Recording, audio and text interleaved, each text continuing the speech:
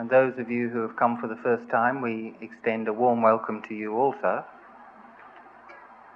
Tonight we are continuing our series of talks on the verses from the Dhammapada being the most popular and beloved of all of the collections of the sayings of the Buddha.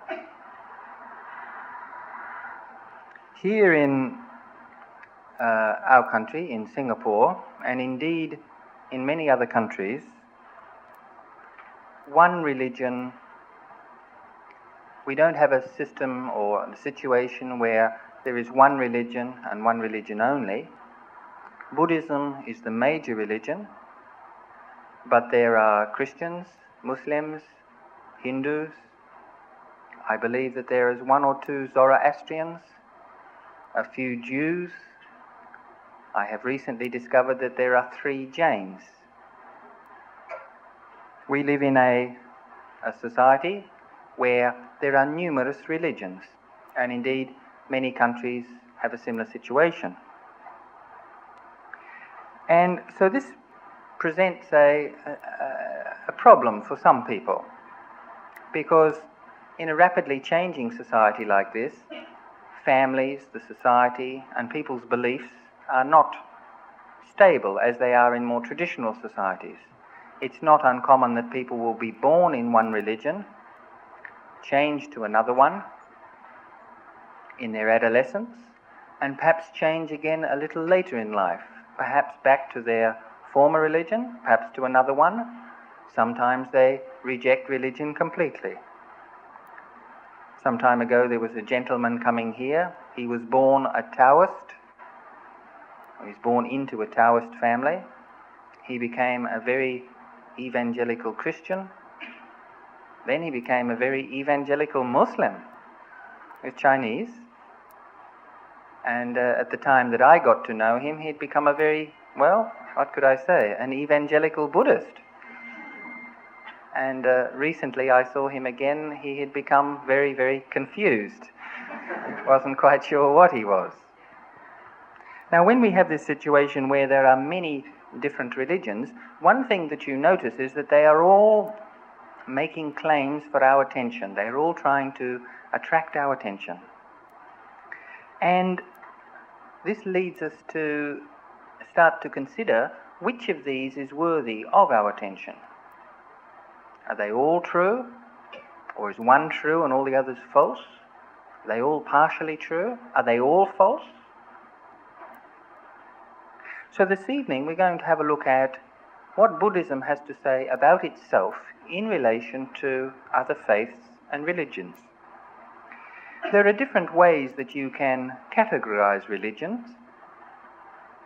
A very convenient way of categorizing religions is as firstly polytheistic religions, that is, religions that believe in many gods. Then there is monotheistic religions that believe in a single god. And then there are non-theistic religions that don't believe in any god. And it could be said that these religions represent a gradual development of mankind's religious thought. Most primitive, and by primitive I don't mean barbaric, I mean simple religions. Most primitive religions are polytheistic. The traditional religions of Africa and probably of Europe before the arising of Christianity were polytheistic. Traditional Shintoism, or as we sometimes call it, Taoism, practiced here in Singapore, is certainly polytheistic. There are many different gods, the Queen of Heaven, the Yellow Emperor. As mankind becomes more developed, the tendency comes to want things a little bit more organized, a little bit more efficient. So whereas primitive man had one little deity for every phenomena, so for fire there was the fire god, for the water there was the water god, for lightning there was the lightning god, as people became more developed, they started to develop this idea that, perhaps there's one god doing it all.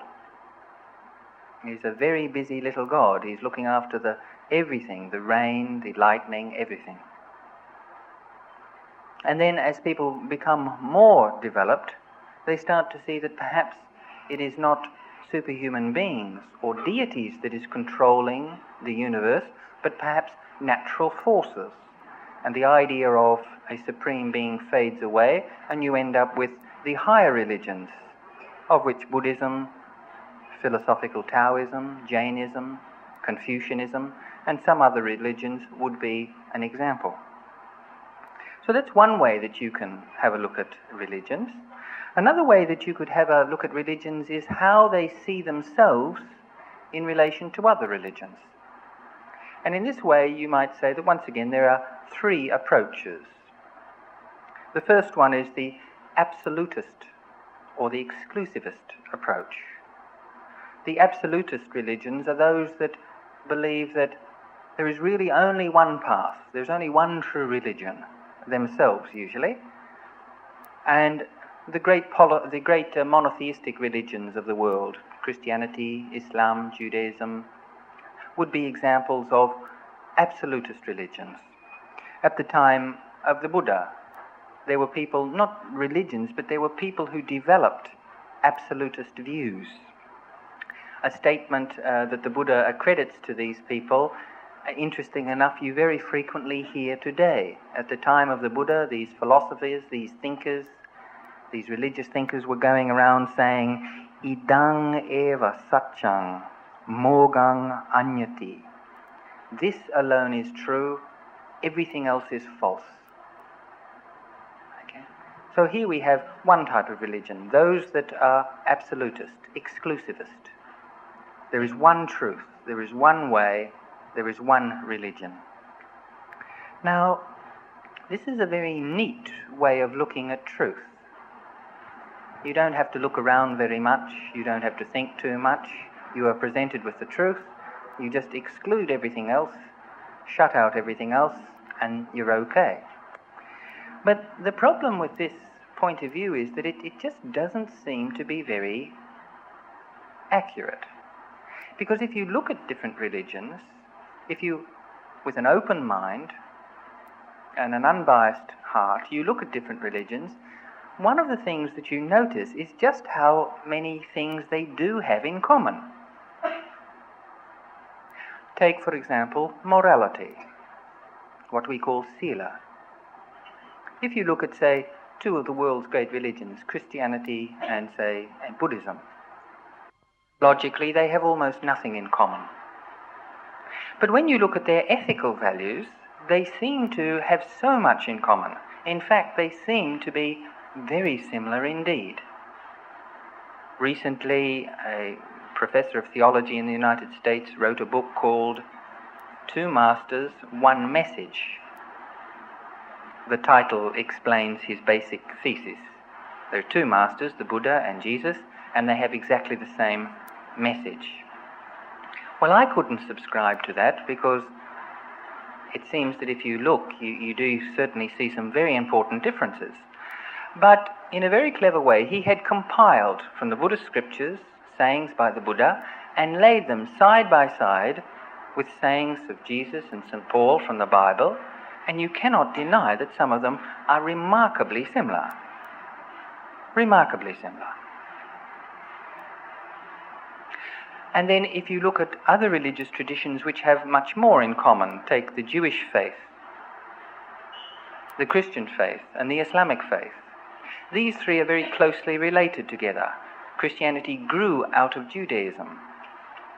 Islam was influenced to some degree, not just by Christianity, but by Middle Eastern religions. And some people have commented on, and many liberal Christians, Muslims and Jews would agree, that the main difference between the faiths are that they call God by different names. Jehovah, God, Allah. It seems to be mainly in the most important of their beliefs, the belief in a single almighty God, simply a difference of names. When Jesus died on the cross, he's supposed to have, his last words supposed to have been, Eli, Eli, why have you forsaken me? Now, Eli is the Aramaic word for God. And then if you listen to Muslims talking about their God, they talk about Allah, which is just the Arabic word for God. Eli, Allah, they are not really very different. And these three great faiths agree that they share a belief in that same God. So if you actually look unbiasedly, it would be very difficult to say that only one religion is true and all others are false, because they seem to share so much with each other. So that's one of the problems with the absolutist view of religion. Another problem is that the more absolutist a religion is, the more intolerant it is. And because we live in a world, in a society where there are many different religions, if there is not respect for other people's faiths, for other people's traditions, there are problems. And indeed, unfortunately, the history of absolutist traditions has been stained with blood, stained with conflict, stained with intolerance, because of this idea, idang eva satyang mogang anyati. This alone is true, all else is false. So this absolutist view of religion is really not a very satisfactory one. Now, of course, human beings, being what they are, they're like pendulums. The human mind is like a pendulum. It swings up this way, and the higher it goes to the left, the faster and more rapidly it will swing to the right. So just as you have those religions that are exclusive and absolutist, you have those that are what you might call universalist. Whereas some people say one religion is right, all others are wrong, you have other groups of people who say the exact opposite of that. All religions are right. All religions are the same. One of the newer religions that has grown up in the last 100 years, founded in the 1880s, and although it's small, it does have some impact, is Theosophy. The Theosophists, their motto, the epitome of their teachings is, there is no religion higher than truth, which is a wonderful saying when you think about it. And the Theosophists have done a great deal to encourage the study of comparative religion and appreciation of other faiths. And one of their central ideas is that all religions are an expression of a single unified truth. So if you go to the Theosophical Society here in Singapore or anywhere, they have branches all over the world, why, tonight somebody will be talking about his recent trip to Mars. Next week somebody will be talking about the universal truth of the pyramids, that the pyramids were built by spacemen. There'll be a talk on Hinduism, Buddhism, Scientology, you name it. Anything. The platform is open for everybody because they believe that fundamentally there is a unifying truth behind all religions. And another fairly recent religion, Baha'i, which was founded in Persia in the last century and is now small but spread very widely over the world, believes once again that basically all religions are the same. They all teach the same fundamental truths. And although Hinduism doesn't formally teach that, the vast majority of Hindus believe that all religions are basically the same. You will say, well, God is a male, and they'll say, yes, God is a male, as they worship a female goddess. There is one God, and they'll agree with you as they worship 5. Or if you say there are 5 gods, they'll agree with you as they worship 1. It doesn't really matter. It's all the same. All paths lead to the same village, ultimately. And this is the universalist view of religion. Now, there's a few problems with this idea. Are all religions the same? Well, as soon as you start to examine the great religions and the smaller religions of the world, as we said, you notice how much they share in common with each other. But the next thing you notice after that is how different they are. Anybody who has made a sincere and open-minded study of religion I find it impossible to understand how they could come to the conclusion that all religions are the same without doing damage to those religions. Some religions believe in many gods. Some believe that the most important thing is to worship only one God. So how could we possibly say that these are the same? Those who are exclusivists, who are absolutists, tend to emphasize the differences between their faiths and others. Those who are universalists tend to emphasize the similarities. And both of them can present a very good point of view. But if you sit in the middle and look at both these points of view, you'd have to agree that they're both right. There are great similarities, but there are at the same time great differences. I have got friends who are liberal Christians. I don't have many who are fundamentalist Christians. They don't tend to like me very much. But I have friends who are liberal Christians, sincere, dedicated and practicing Christians. And we sit down and we talk about our similarities and about our differences. And they insist that really, I do believe in God. I am searching for God, only I call him by a different name. I call him Nirvana. This irritates me. Because when they say that, in fact, I am really worshipping and believing in the same thing that they are also at the same time telling me that I haven't really understood my religion properly. Really, somewhere down there in the Buddhist teachings is God.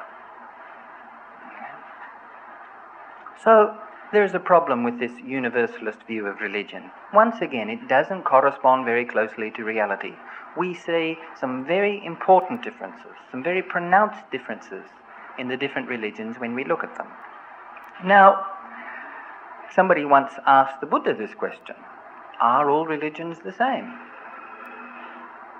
Sakya came to the Buddha and said, "Sir, do all recluses and all Brahmins teach the same dharma, practice the same discipline, desire the same thing, and pursue the same goal?" And the Buddha answered, "No, ruler of the gods, they do not." And why? This world is made up of many and various elements, and people adhere to one or another of these elements and become tenaciously addicted to them, saying, "This alone is true, all else is false."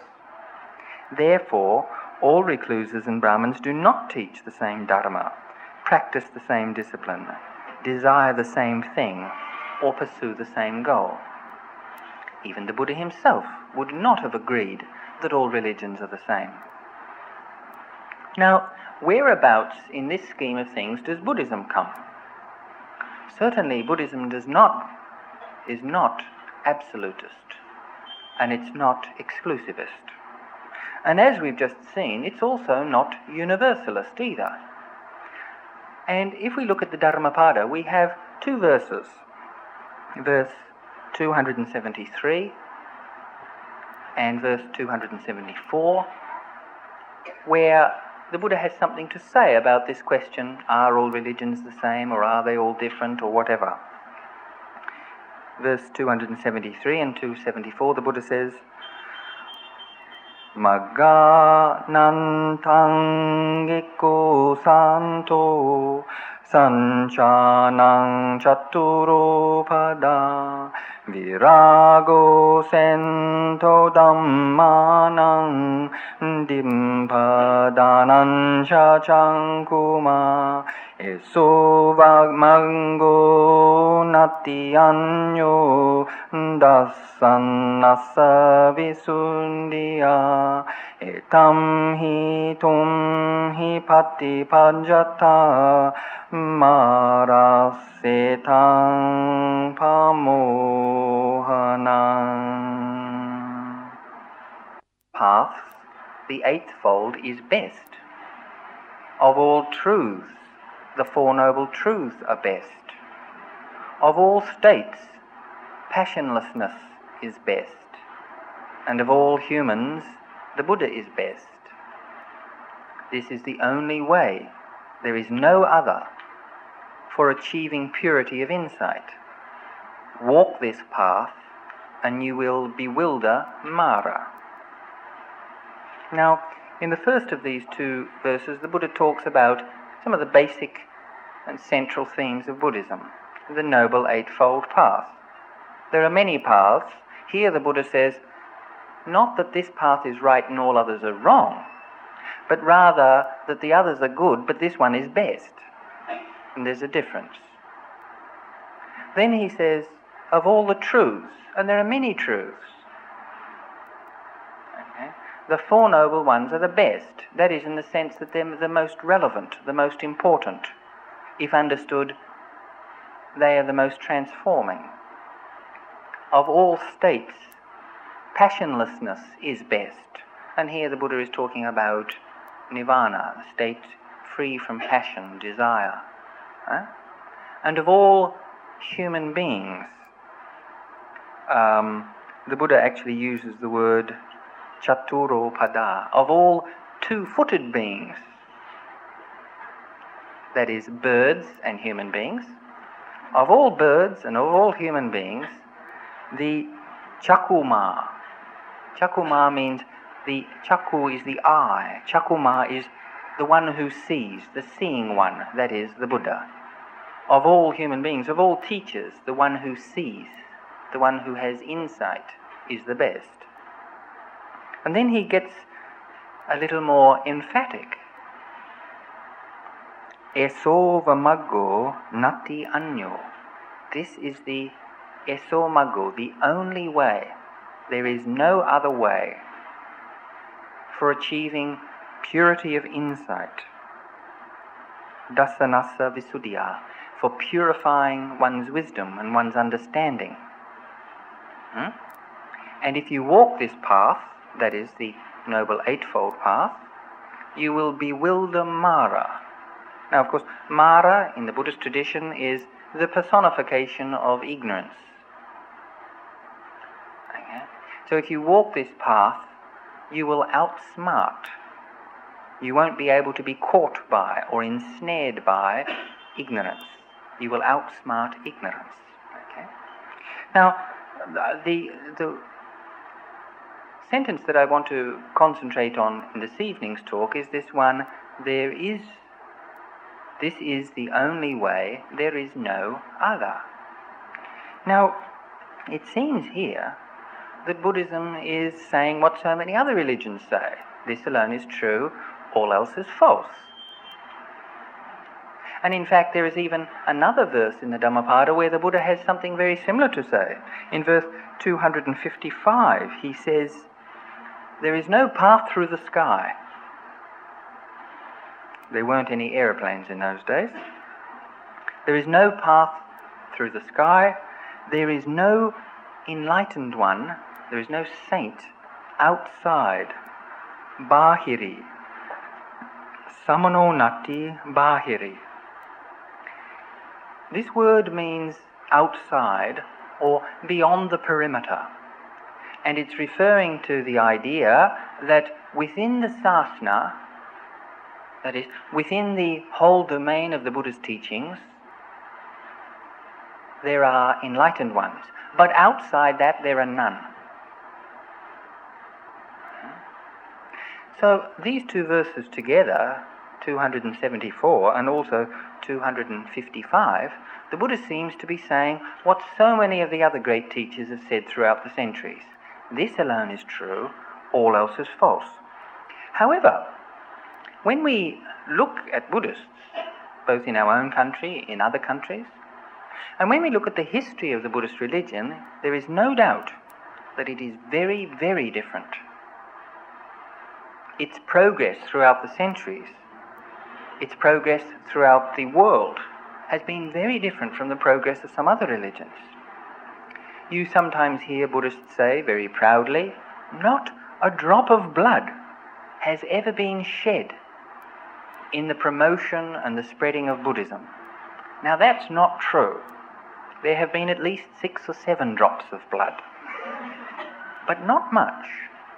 If we compare the history of Buddhism with the history of some other traditions, in many ways Buddhism has been fairly similar. We've had the good, the bad and the ugly. There have been periods in Buddhist history which Buddhists should be quite rightfully ashamed of. And there have been from time to time periods of persecution where Buddhists, being a majority, have persecuted minority religious communities. But this is very, very rare.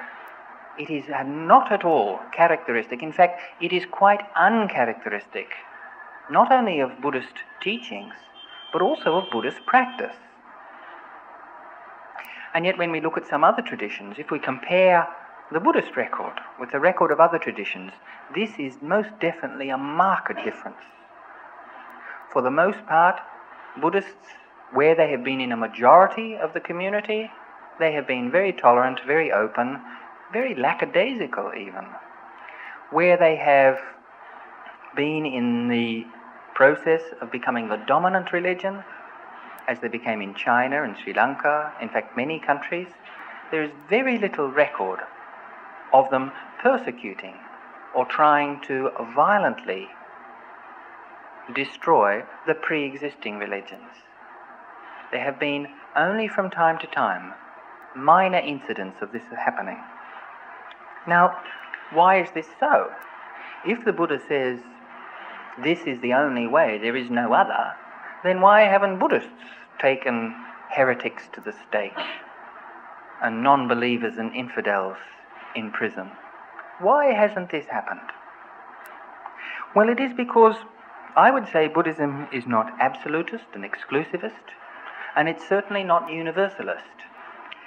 In this sense, Buddhism, once again, probably has attempted to avoid the extremes and follow what the Buddha called the Majjhima Patipada, a middle way between these two extremes. And I would say the middle way between these two extremes, not only middle way, but a realistic way, would be a relativist approach. Buddhism says that the Four Noble Truths are the best. The Noble Eightfold Path is the best path. But that does not mean that the other paths are wrong.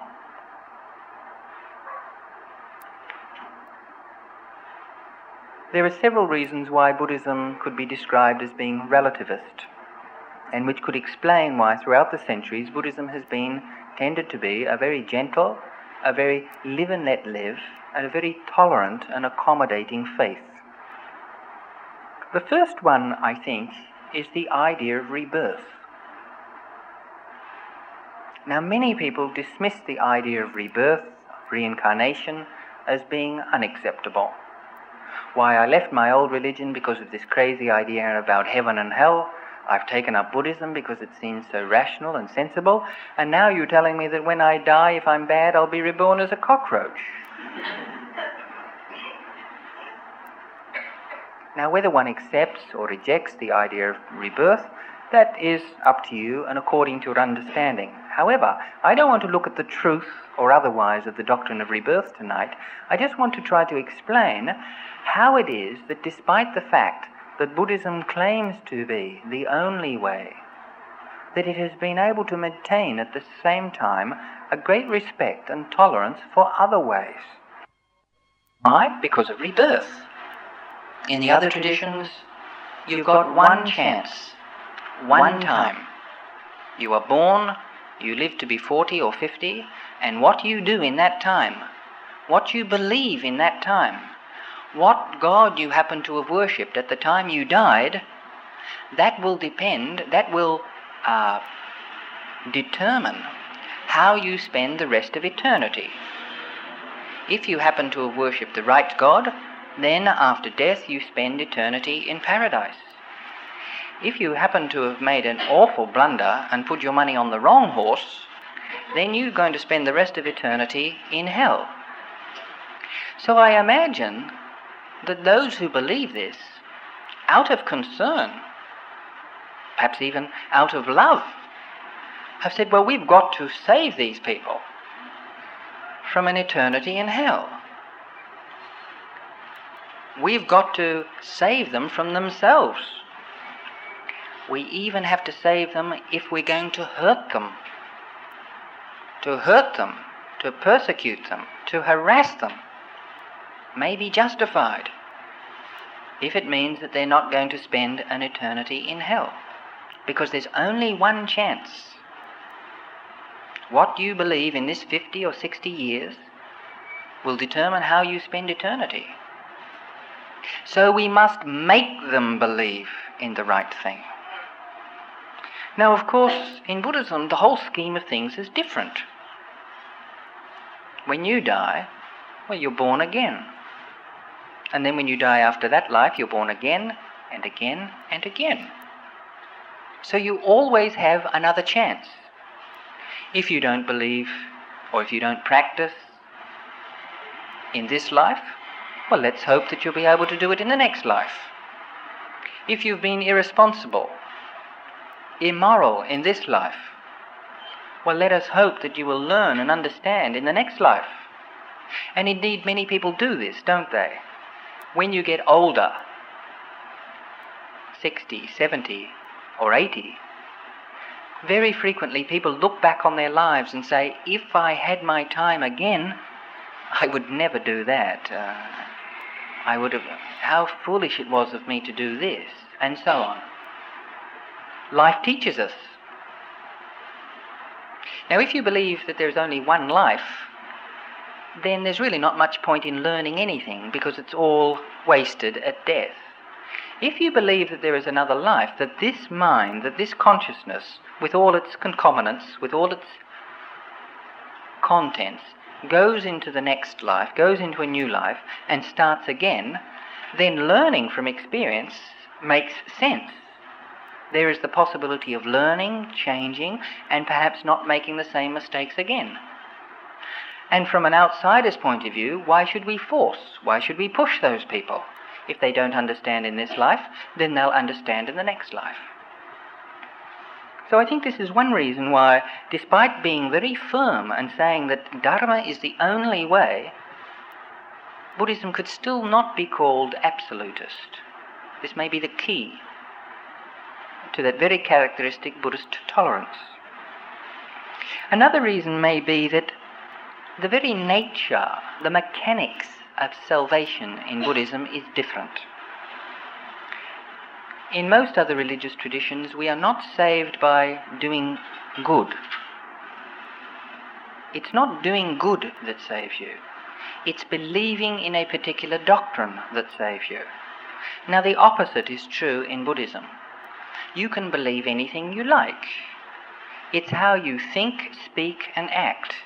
It's the quality of your heart, not the contents of your beliefs, that lead you to spiritually progress.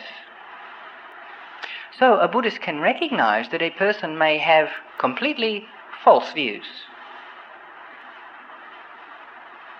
They may believe in completely false religion, but they may think and speak and act in a way that is morally very high, ethically very wholesome and lofty. So the most important thing in the Buddhist tradition is the quality of your understanding and the quality of your thoughts, speech, and action. This is what brings about spiritual progress. So once again, Buddhism has been more concerned with encouraging people to do good rather than encouraging them to believe in a particular doctrine or to disbelieve in a particular doctrine. I think another reason why, despite making the claim that Dharma is the only way, that Buddhism has able to be very open, is that it is uncompromising when it comes to negative emotions. And this is related to the last one we were talking about. Throughout the centuries, kings, Buddhist politicians, and perhaps even corrupt Buddhist monks have tried to justify every dirty deed, just as they had done in other traditions. In Sri Lanka, in ancient times, there was a king called Duttagamanu. He was like all politicians. He was mainly concerned about power. And at that time, Sri Lanka was ruled by the Tamils, the South Indians. And their king, Alara, happened to be a very noble king. It's a very good king. Even the Buddhists admitted that he was a noble and good king. That's no good. He was a foreigner. Okay? We would rather be ruled by one of our own who is corrupt than a foreigner who is good. Duttagamanu was ambitious for power, so he played up the religious card. I'm a Buddhist, we must protect Buddhism. Okay? And the people flocked to his cause. And in the name of Buddhism, he drove the Tamils out of Sri Lanka and killed their king, Alara. Okay? And I'm sure, according to the ancient scriptures, there were even some monks, according to the story. This is complete fantasy, of course, but according to the story, there was one monk, he was just about ready to attain enlightenment, and he heard about, Duttagamanu is killing people to preserve the Dharma, I better help. So he threw off his robe, put on his armour, and marched off to save the Dharma. Obviously enough, it's only a story. But it indicates how people were trying to be manipulated by those who wanted to use religion for their own ends. Now, after Duttagamanu became king, he knew what Buddhism was teaching. He knew that Buddhism is uncompromising when it comes to negative states of mind. You can call it righteous indignation, you can call it protecting the Dhamma, you can call it anything you want. But Buddhism is absolutely explicit on this. Hate is hate. You can hate anything you like. You can dress it up and you can make it look fancy, but hate is hate. Killing is killing. And after Duttagamanu became king, he knew the Dharma. He was starting to feel very bad, all those people that I killed. So he built great big stupas and great big temples, and he gave lots of angpaos to the monks. Okay? But the facts cannot be hidden. He was a politician, he had his job to do as a politician. But Buddhism cannot be compromised in this sense, because it is so clear.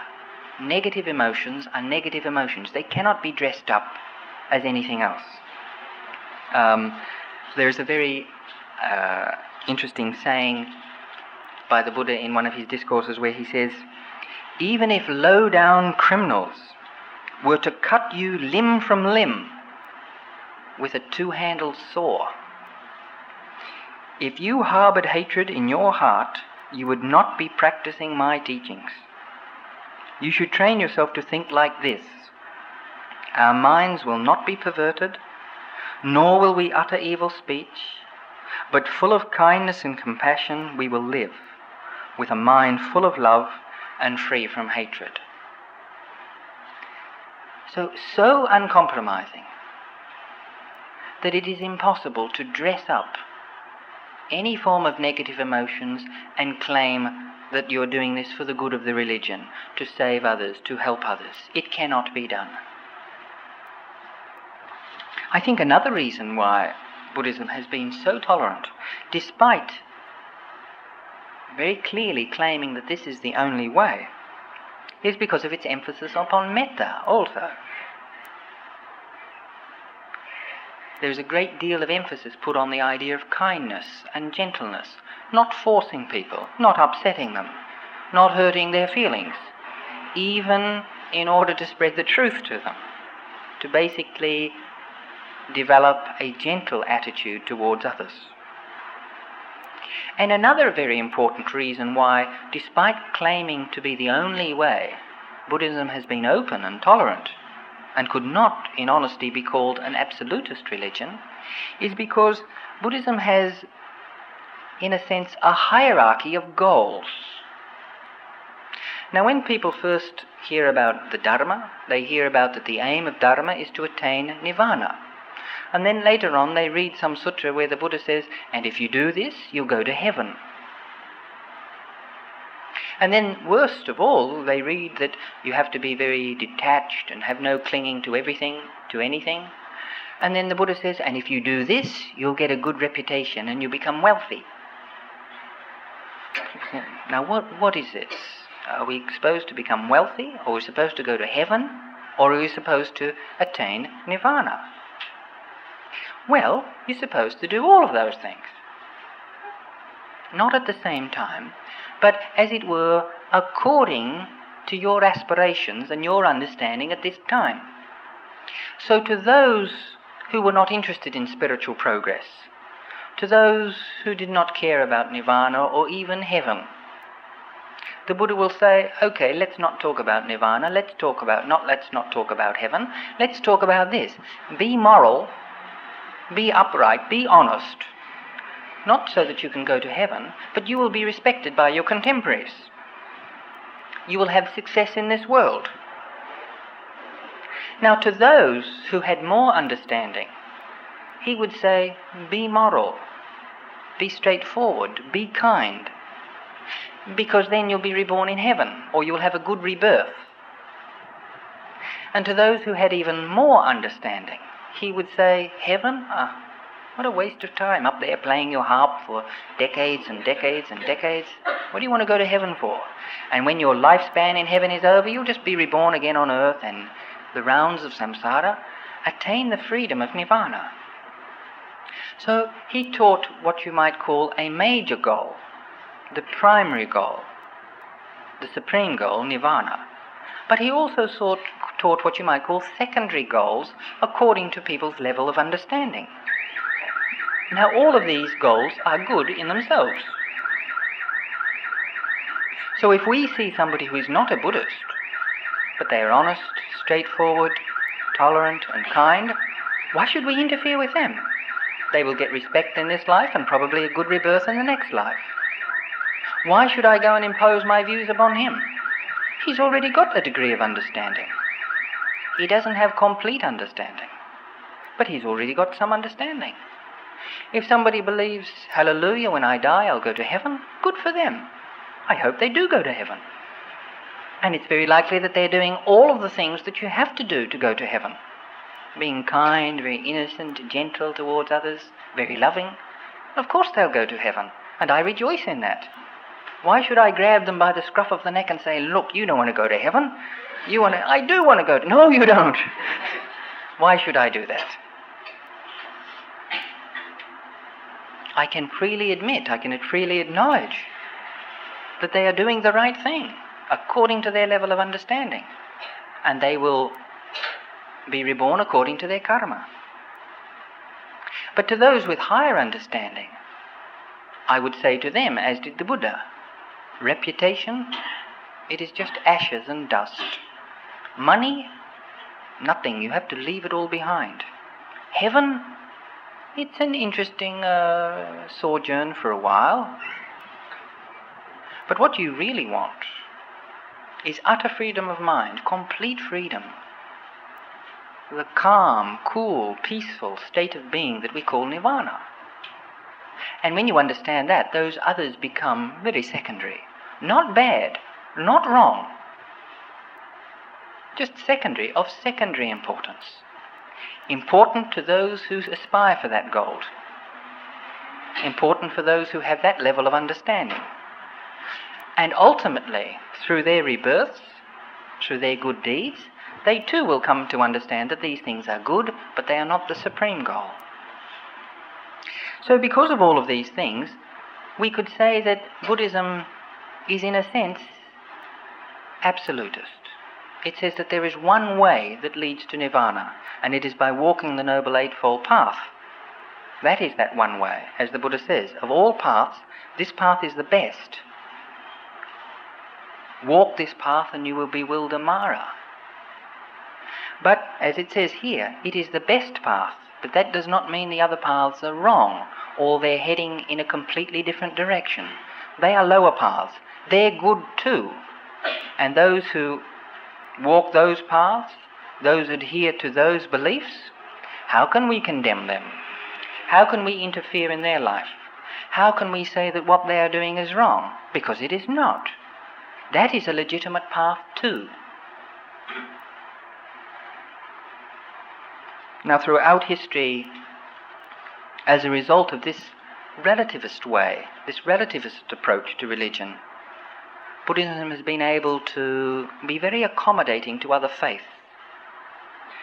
Sad to say, in our country today, mutual respect and understanding between different religions is not highly developed. There is very little that different religions are willing to share with each other. Few are actually willing to even sit down and talk.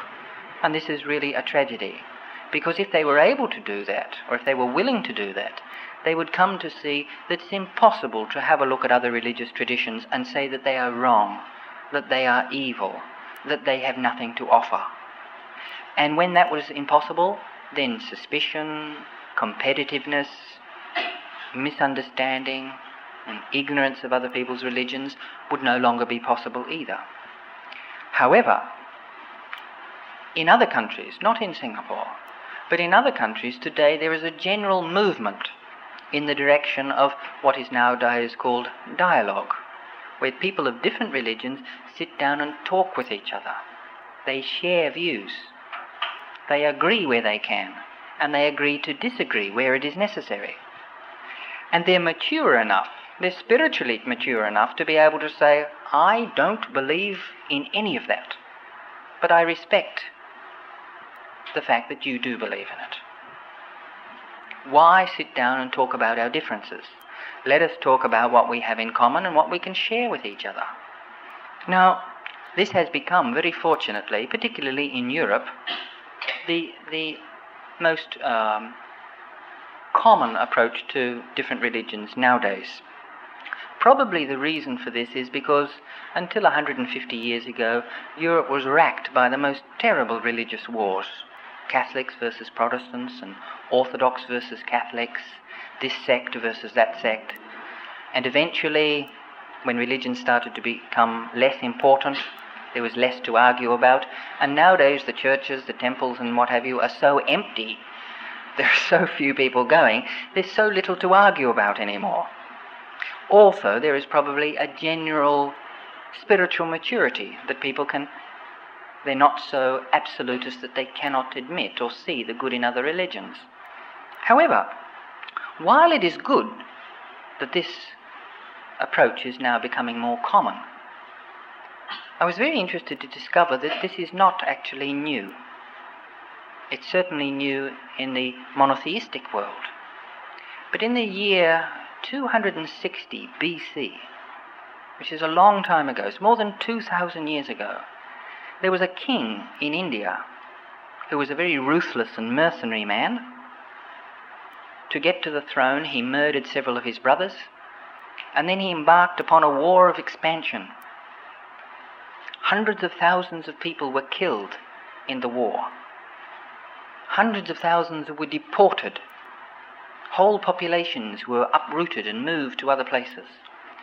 And in the upheavals and the famine that always follows warfare, hundreds of thousands of people died. That king visited the battlefield, and he was so utterly horrified by what he saw, it brought about a complete change in his life. He became a Buddhist, and he ruled righteously and justly for the rest of his reign, another 32 years. His name was King Asoka. He became a very staunch Buddhist, and he became the king of the whole of India except the southern tip, what we now call Bangladesh, India, Pakistan and Afghanistan. That became his whole empire. And in that empire, India, both then and now, there were thousands of different religions. There were 2 or 3 major ones, there were hundreds of small ones, there were thousands of minor ones. And at that time, Buddhism was just starting to develop. This king, his name was Asoka Maurya, became a Buddhist. And because he was a Buddhist, despite the fact that he believed that Dharma was the only way, he had very modern ideas. In one of his inscriptions, which he issued in the year 260 BC, this is what he said. He's referring to himself. The king does not value gifts and honours as much as he values this, that there should be growth in the essentials of all religions. Growth in essentials can be done in different ways, but all of them have as their root restraint in speech. That is, not praising one's own religion and condemning the religions of others without good cause. And if there is cause for criticism, it should be done in a mild way. But it is better to honour other religions for this reason. By so doing, one's own religion benefits, and so does the religions of others. While doing otherwise, one harms one's own religion and the religions of others. Whoever praises his own religion due to excessive devotion and condemns others with the thought, how can I glorify my own religion? That person only harms their own religion. Therefore, the coming together of religions is good. One should listen to and respect the doctrines professed by others. The king desires that all should be well learned in the good doctrines of other religions. Now the key term there is, therefore, the coming together of religions is good. The actual word is tam samavago eva sadhu. The religion that was spoken in India at that time was very similar to the language spoken in India at that time was very similar to the language that we use for our puja here, Pali. The language spoken by King Ashoka was known as Magadi. And the word for good is the same as our word for good, sadhu. It is sadhu, sadhu, sadhu. When religions come together and come to understand the essential doctrines of each other's faith. Now I read that out because one would expect this to be spoken by, the Archbishop of Canterbury in 1991 or the Pope in 1992. Instead, this was written in the year 260 BC. Since its very inception, despite believing that there is only one way to complete enlightenment, Buddhism has always been able to see that there is good in the doctrines taught by others. And therefore, these two verses from the Dhammapada are very relevant to us. Of all paths, the Eightfold is best. Of all truths, the Four Noble Truths are best. Of all states, passionlessness is best. Of all human beings, the Buddha is best. This is the only way, there is no other, for achieving purity of insight. Walk this path and you will bewilder Mara.